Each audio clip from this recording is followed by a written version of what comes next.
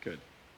So thank you very much for having me. And it's been a pleasure to get to know Uli and the SOAP organization here. And I'm very happy to be here and present tonight. So I serve as the Chief Medical Officer of ConnectWell, as Uli said, a public-private partnership with the UC Berkeley School of Public Health. And ConnectWell is a leading-edge provider of health and wellness content that's academically sourced, expertly vetted, up to date, and geared towards a consumer audience. So essentially the patients, so that they can understand and read and not be confused by medical information. And this slide just illustrates our public-private partnership, which is a very unique type of relationship with any private entity in a school such as Berkeley. So I'm very proud of that relationship. So I'm going to start by just telling you a little story about a patient of mine. And as Uli said, I did practice HIV medicine in Africa. And this is one of my patients. I'm going to call her Victoria for purposes of anonymity, but she's a 24-year-old woman from Nigeria who I had been caring for in the clinic. She's HIV positive and pregnant. And she came to me was referred here by high-risk OBGYN to start antiviral therapy to prevent mother-to-child transmission of HIV. And we talked. I started her on antiviral therapy. She responded well. Her HIV viral load became undetectable, thereby reducing her transmission rate to almost zero. And I was very excited about her results. I shared them with her. And she came back about 3 or 4 months later for her next appointment. And she had told me that she had stopped her antiviral therapy, that she had read an article on the internet that said that pregnant women shouldn't be taking medication because it could harm the baby, cause fetal abnormalities. And after I caught my breath and I thought, oh my goodness, how did I go wrong? Where did this mistranslation occur? I understood that, technically she was right. Pregnant women should not be taking medication. But I had explained to her that, what we were trying to do was prevent illness and prevent this problem. And somehow there was a disconnect. And she had read something on the internet that she had taken out of context that in and of itself was correct but wasn't pertinent to her particular case. And she made a decision that could cost the life of her baby. And it was very upsetting. And this gets to the heart of the topic that I'm going to be talking about is, where you get your healthcare information and how do you know that it's, correct and that you can trust it. So not so long ago, the only source of healthcare information that anyone had came from the physician.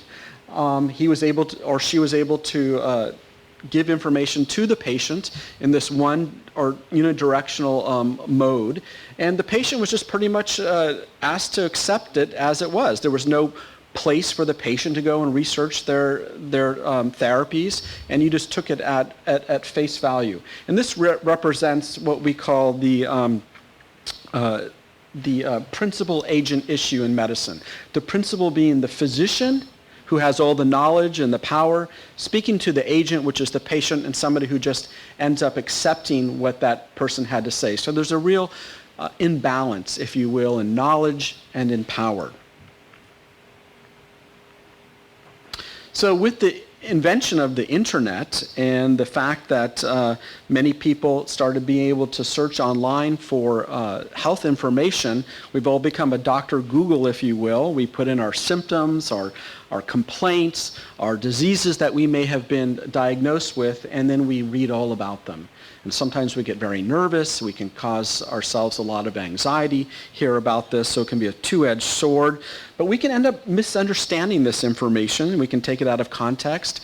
Many of the things that we read on or online are complicated by advertisements. Somehow everything ends up being directed to a advertisement for Humira, and that's what you're supposed to be taking for everything. The number one biologic here in the world. So you can end up having seriously negative health outcomes if you interpret this information incorrectly, just like what happened to my patient Victoria.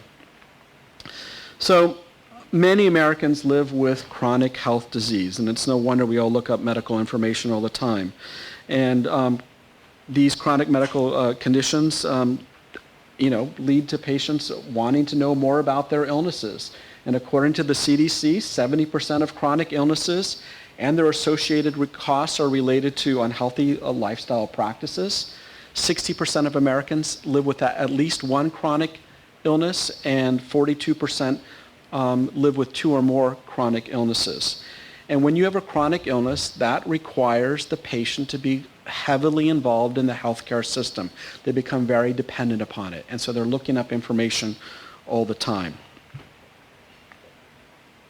And many of these, as I mentioned to you, are lifestyle issues. They include obesity, diabetes, hypertension, hypercholesterolemia, many of these things that can be prevented.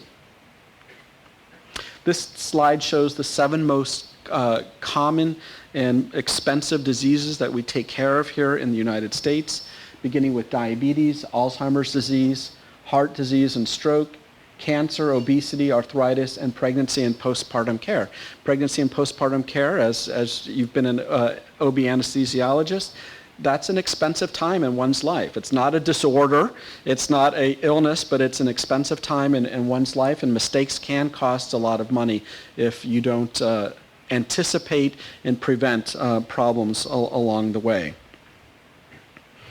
We have spent last year $3.65 trillion in healthcare in the United States. And the U.S. ranks number 27 in the world for healthcare and education according to the Institute of Health Metrics and Evaluation. And that's down from the 6th place in 1990. Despite this large spending, the U.S. does not have better outcomes for basic things like infant mortality and the adult lifespan. So take a look at this slide. It's a very busy slide, but all of these sites represent places where you can obtain healthcare information. You are being bombarded by it, right? In the grocery line, online, on TV, in magazines, in journals. All of these places are people and places that are trying to feed you information about your health, get you to buy something. And they go on and on. Some of them are very reputable, some are a little sketchy. And sometimes most people who aren't in healthcare, I'm preaching to the choir here at the medical association, but most people don't know dink about any of this, right? And they just read it and they think, oh, this is important for me. So the problem is that when you read these things, the potential for influence on one's life is very great. So the risk of misinformation and misdiagnosis on the internet is a real concern. And you can look for all sorts of problems, put in your symptoms, and end up with a lot of anxiety, and we call this cyberchondria. So the unfounded escalation of common symptoms based on search results and online literature. It is a real thing. You all know I'm talking about it. I mean, how many people practice medicine and somebody's called in or come in and said that, they've read something, they think that they have this weird zebra disease, and you have to spend half of your visit or more trying to talk them out of it. And I just said to somebody last week in my clinic, I promise you you don't have Lyme disease. And I swear to God, this is, it's a real issue here. So what can be done to help this individual patient? How do you assess whether you're getting accurate information from a credible source that is non-biased?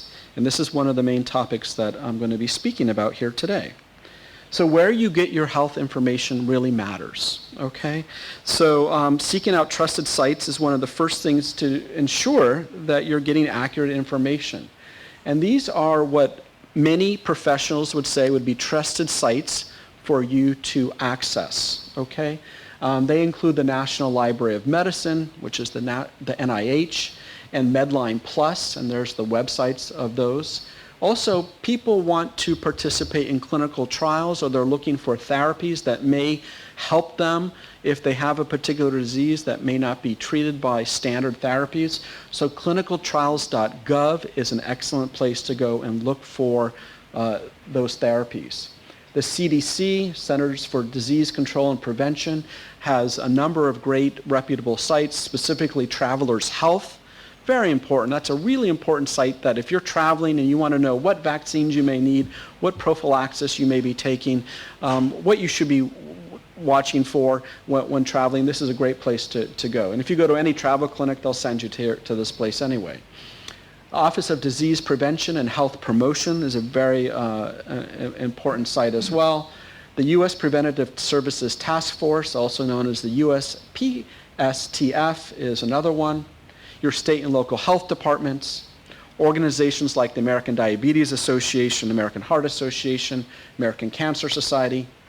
Leading universities and medical schools are also great places for accurate information. And then a source like UpToDate, which is an online resource for physicians.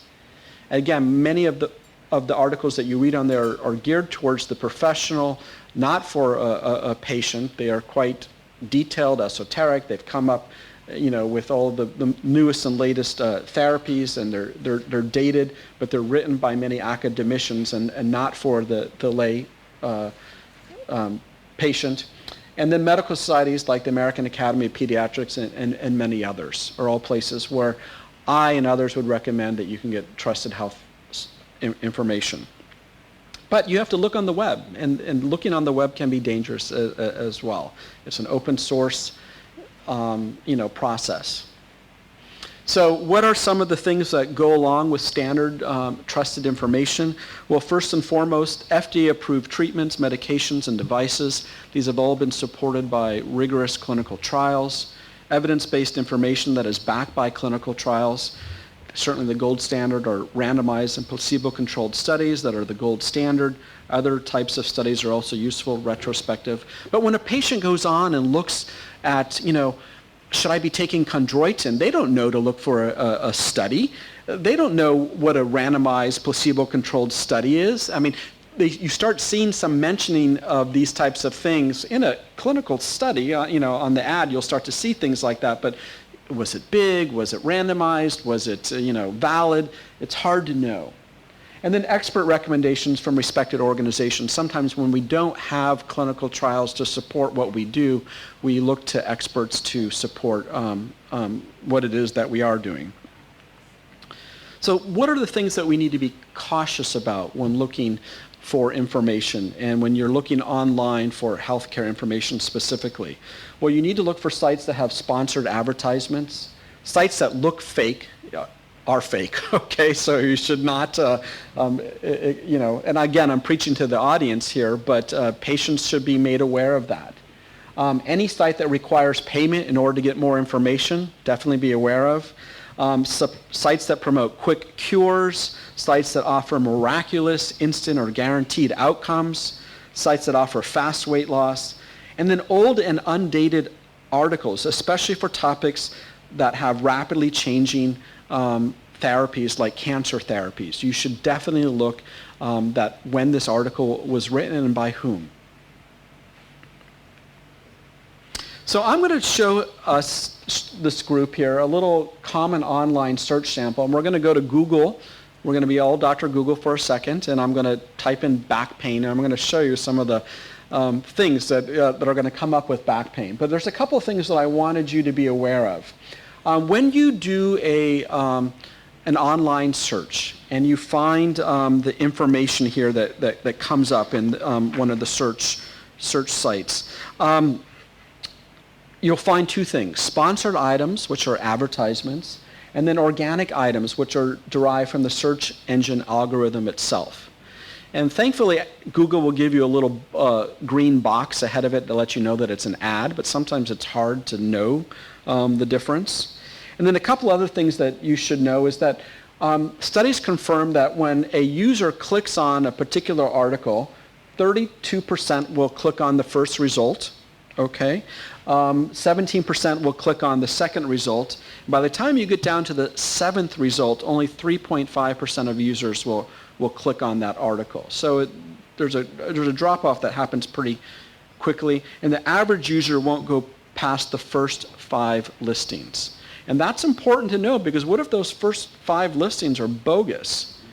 And how you end up on a Google search has a lot to do with several things: the frequency and locations of keywords within the website, So if the keyword only appears once within the body of the page, it will receive a low score for that keyword. How long the page has existed.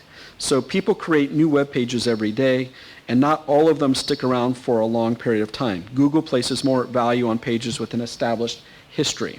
And then finally, the number of other web pages that link to the page in question. So Google looks at how many pages link back to that site to determine its relevance. So those are all things that will factor in what comes up on a Google search.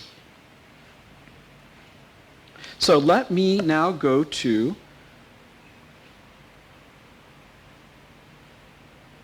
Google,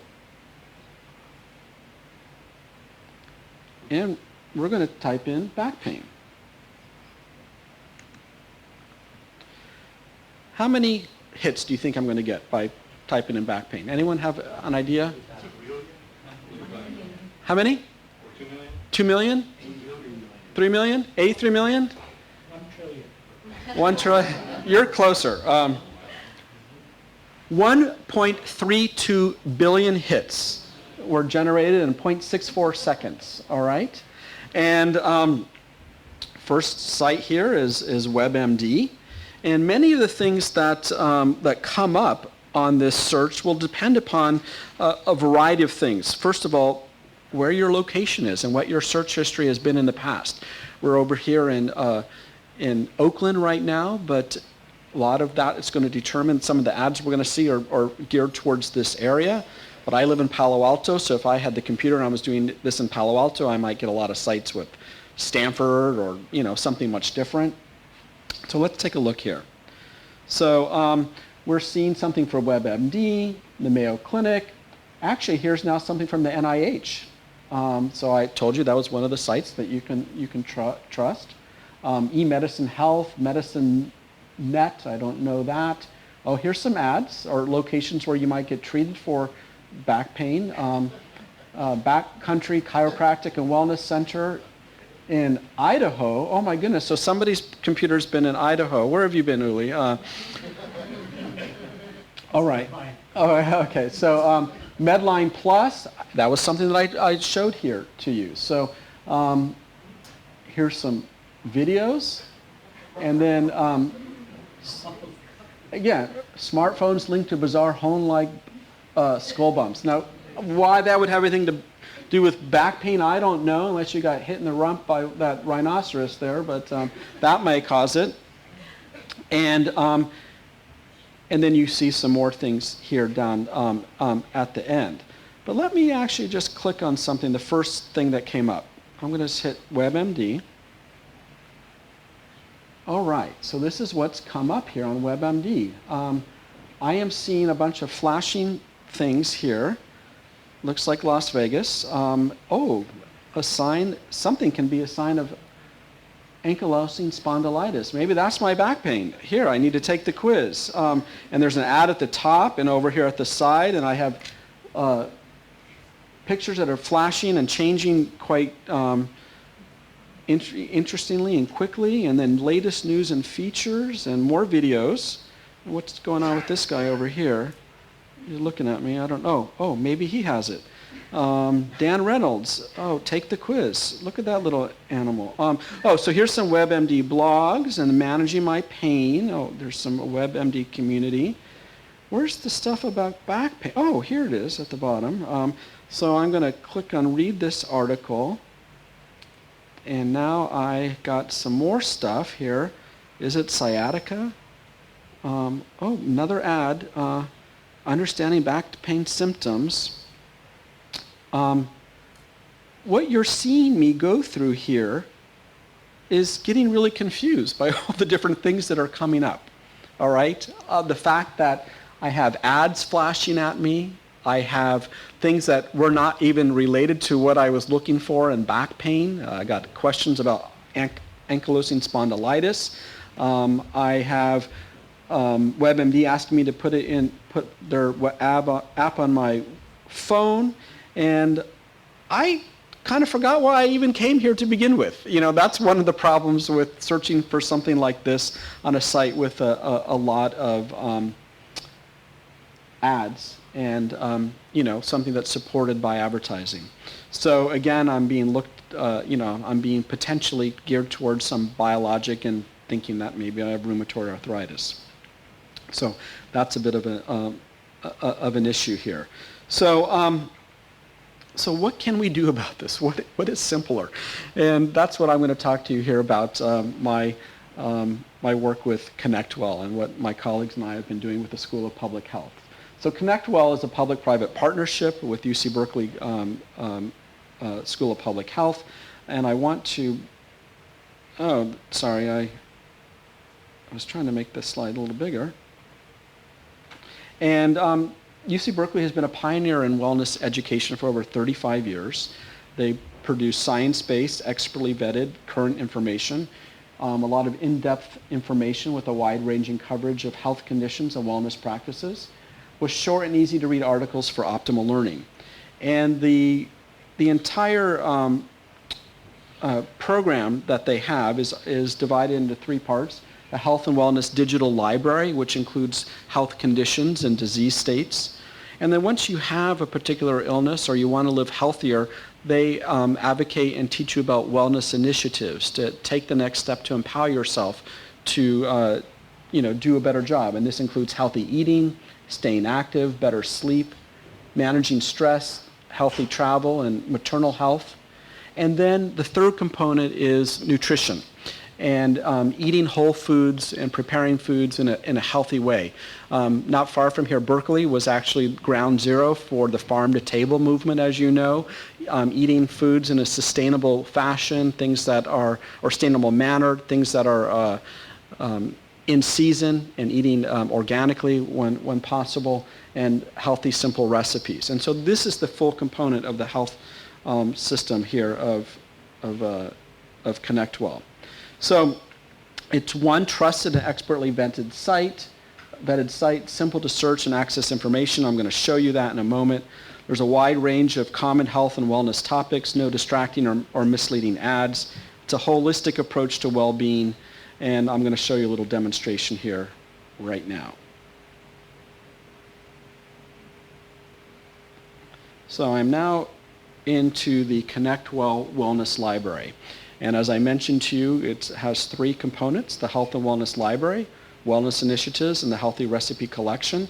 And the Wellness Library has a Google-type search bar that you can type in any keyword you want, or you can search by any of these icons here, familiar. So I started with back pain on back pain on Google. We went to a WebMD site, and I'm going to show you here what back pain on the ConnectWell site looks like.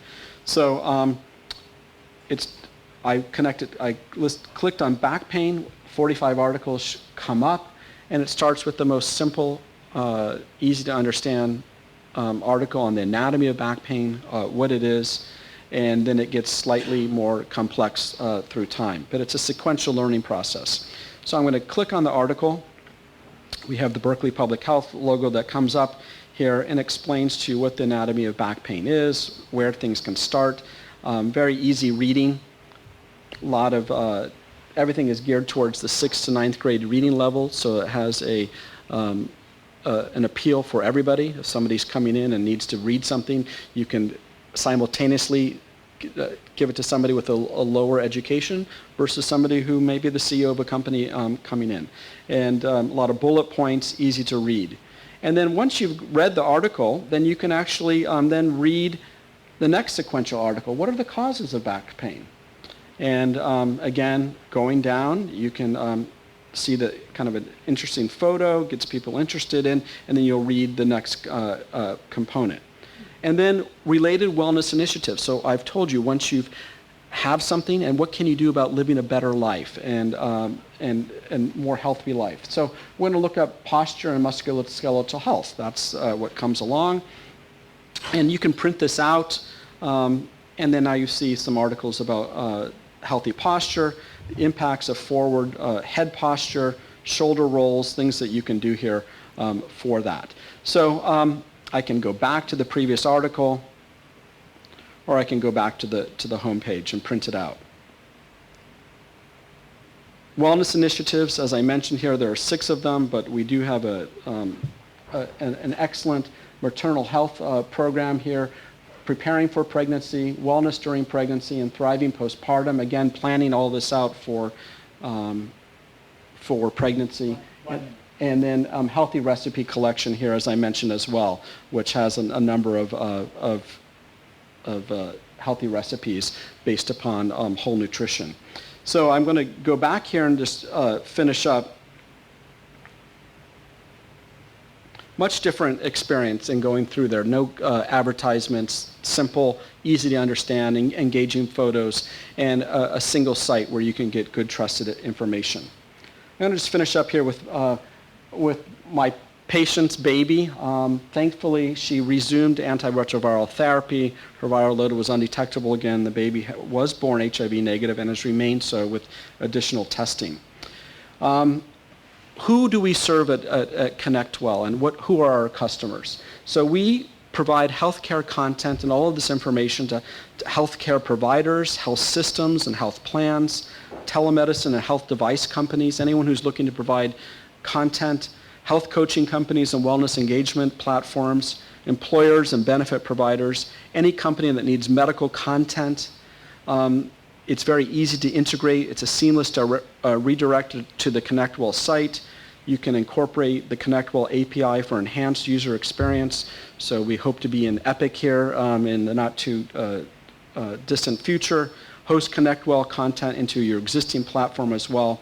And our revenue model is based upon an annual content license agreement with ConnectWell. And again, UC Berkeley is part of that model. So thank you very much. This is my contact information and the website, connectwell.health. And if you want additional information, you can type info@connectwell.health. And I'll open it up for any questions. So thank you.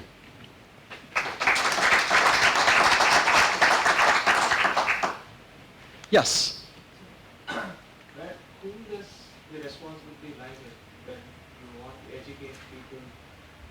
You are going through these conferences and educating people, but the larger audience, the general population, they are still going to rely on the internet. And is there a need for a regulation to make sure that wrong information is not being published? Sure. And like, for example, the recent controversy of the parents not administering vaccine for the kids, right? So that was like a big deal, and somebody had to intervene and make sure that the kids get the vaccine. Good question. It's been a long-standing tradition. So, in your opinion, right? Yeah. So the question is, whose responsibility is it to educate the general public about health information? And there are many people and entities that this responsibility falls on. Certainly primary care physicians treating patients, health systems providing care. The government has a lot to do with that as well. In a democratic society, individuals are often responsible for their own education and development as well, but we want to make sure that they have good information. Employers often are responsible for their employees, because if employees are sick or not living a good, healthful life, it impacts the work environment and then increases the cost to the employer as well. So we find many employers wanting to make sure that their employees have good health information. So the responsibility is not just one entity, it's everyone. And then we find safety nets. That's why we have government programs and social services to make sure. But this is not a free system. You cannot go online. This takes a lot of people. We have over 100 people that are editors and reading and writing these things. And these come out of studies, and it's inexpensive. It takes a large village to put this together, believe you me. And but the goal of the university and ConnectWell is to make this available. And doing so in a digital fashion has brought the cost of this down tremendously. This all used to be available in published form. So you can actually go onto the Berkeley University website and buy a lot of this information, but it's going to cost you a lot of money. So scaling this all up in a digital format has made this, as I call, the democratization of healthcare information for everybody. So is Gary. all the content that's on the ConnectWell site scientific evidence-based content? Yes, it is. It's all been reviewed by multiple sources. So if you go on and read something about diabetes, the diabetes chapter has been written by somebody at UCSF who's the head of the clinical diabetes program there.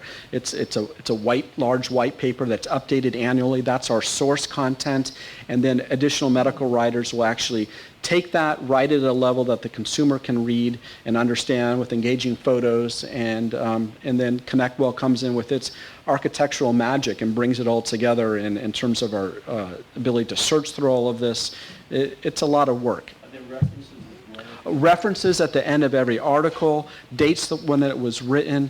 The University of California Regents are actually the true owners of all of this. But any company, Kaiser could use this, for example, and you can erase the Berkeley masthead at the top.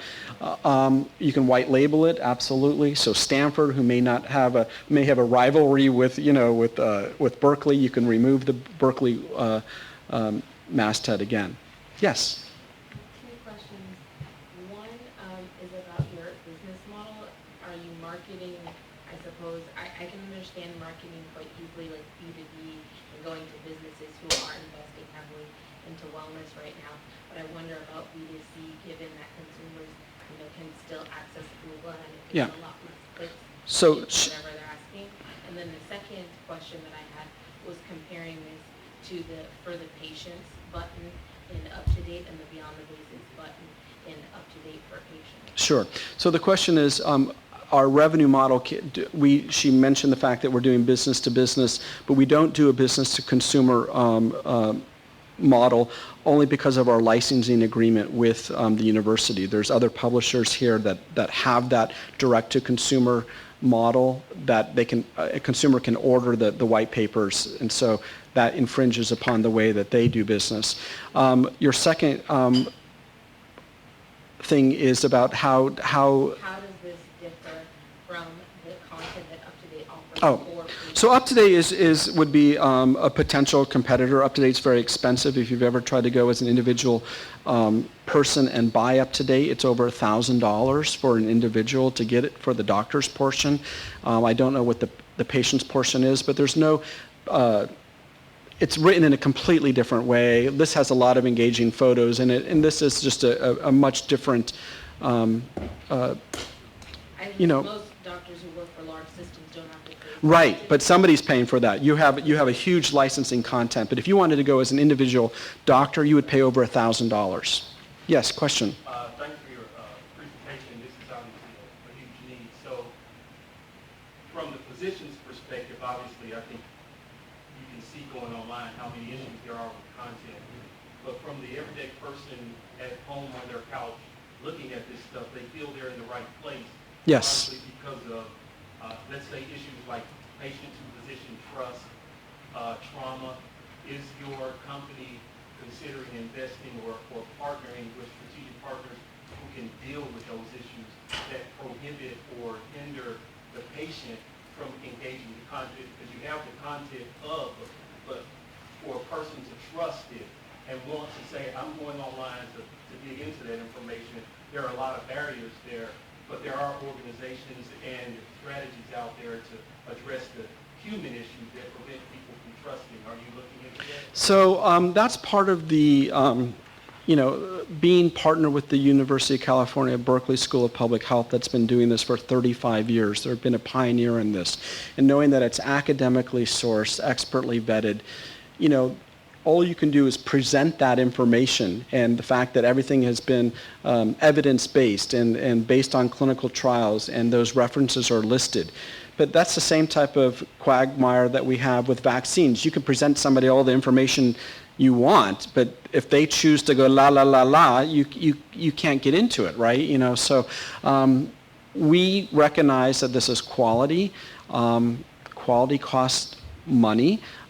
We make this available through reputable sources and businesses that want to invest in that for whoever they serve, all the different populations that they serve.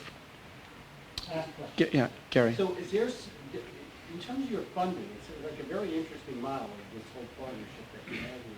So are you seeking funding from like the Gates Foundation and those kind of organizations which are non-for-profit who are pushing, quality information Yeah. for patients? So that's a good question. Whom are we seeking funding for? So actually, my presentation tonight was not a pitch for any funding. This is a self-funded company with employee ownership and with a revenue model that benefits the School of Public Health.